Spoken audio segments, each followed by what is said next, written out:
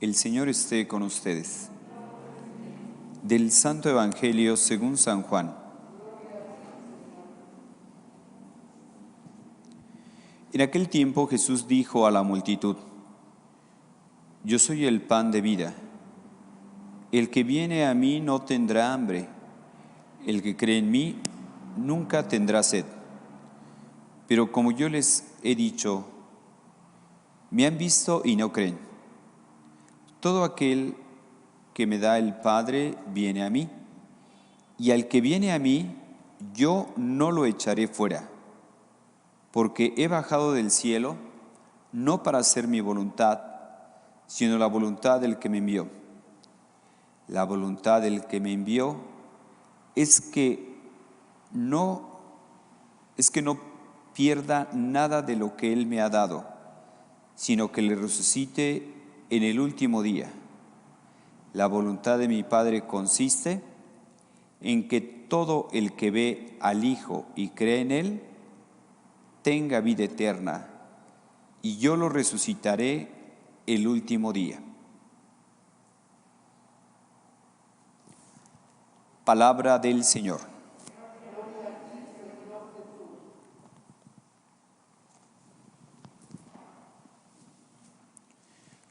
La voluntad de mi Padre consiste en que todo el que vea al Hijo y cree en Él tenga vida eterna, y yo lo resucitaré el último día.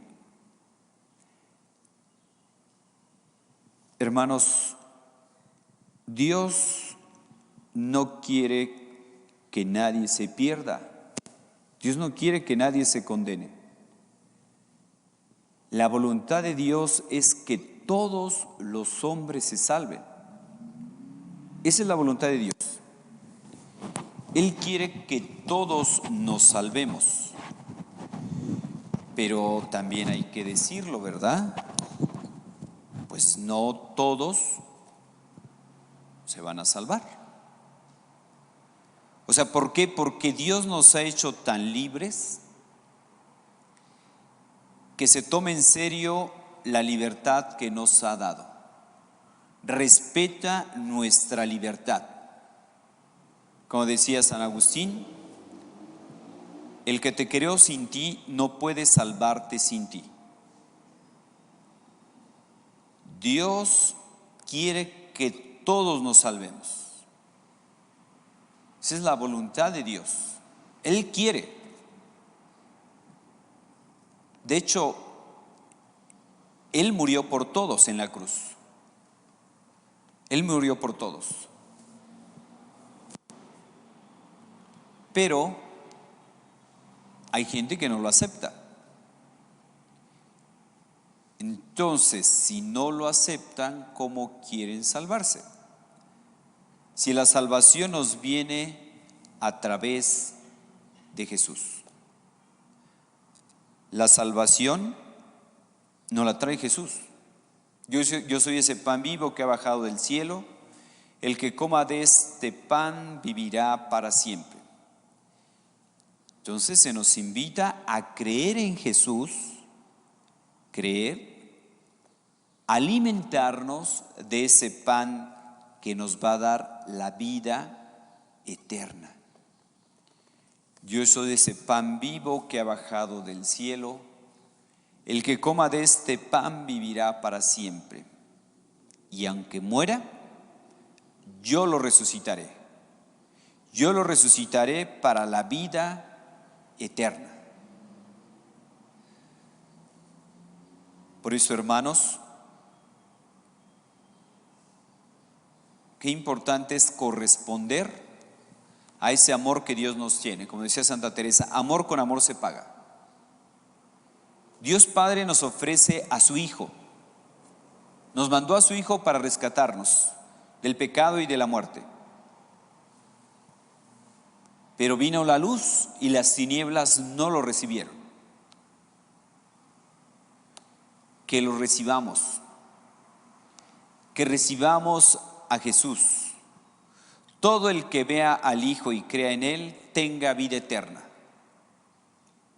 Debemos de ver al Hijo conocerlo, amarlo.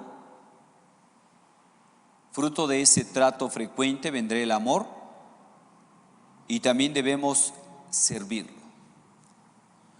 Porque de hecho, conociendo, amando y sirviendo a Dios, es donde nosotros vamos a encontrar la felicidad ya en esta vida y en la otra en plenitud.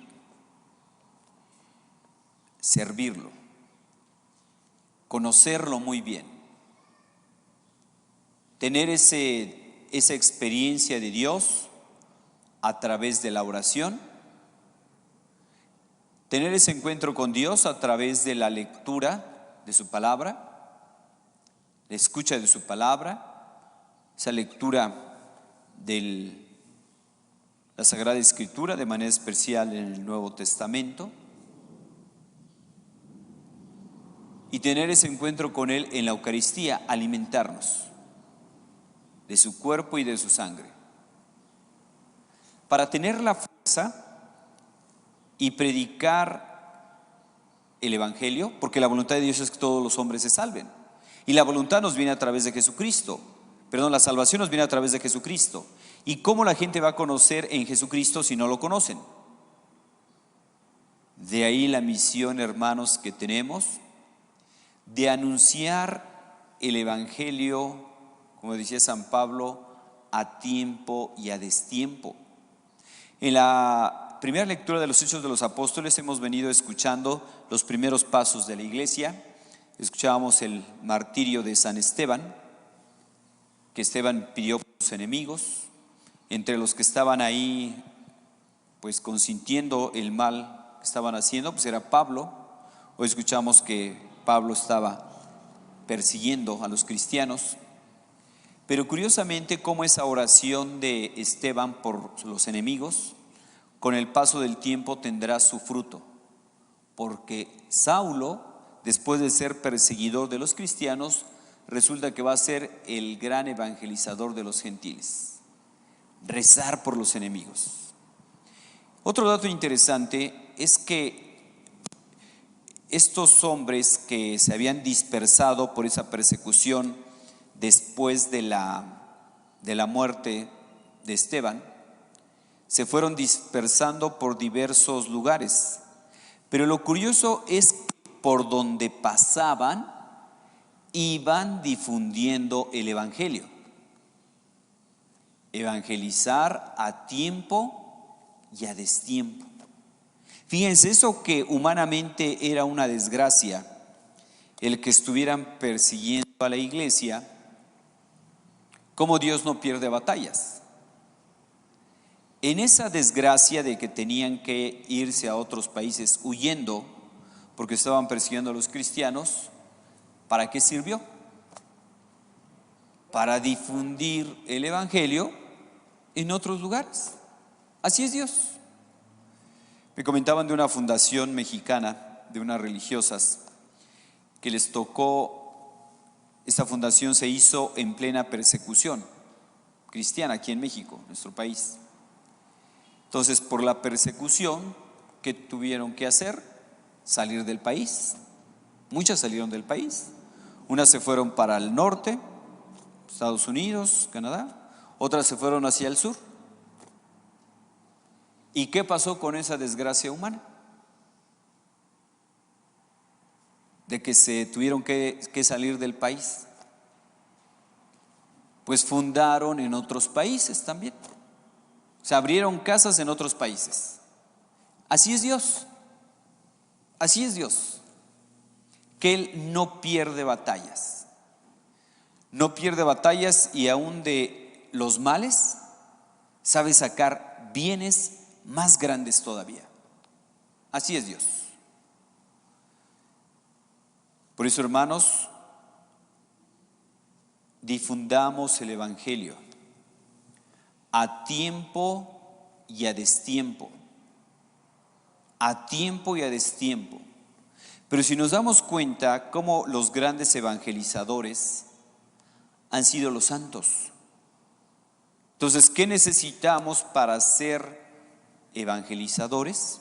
buenos evangelizadores, pues primero tener esa experiencia fuerte nosotros con Jesús, porque de ese encuentro con Jesús vivo, con Jesús resucitado, como por ejemplo lo que hizo Pablo, yendo de camino a Damasco, que tuvo ese encuentro con Jesús, pues de ahí le vino a él ese ímpetu que él ya tenía, pero para canalizarlo ahora para las cosas buenas, para difundir el Evangelio.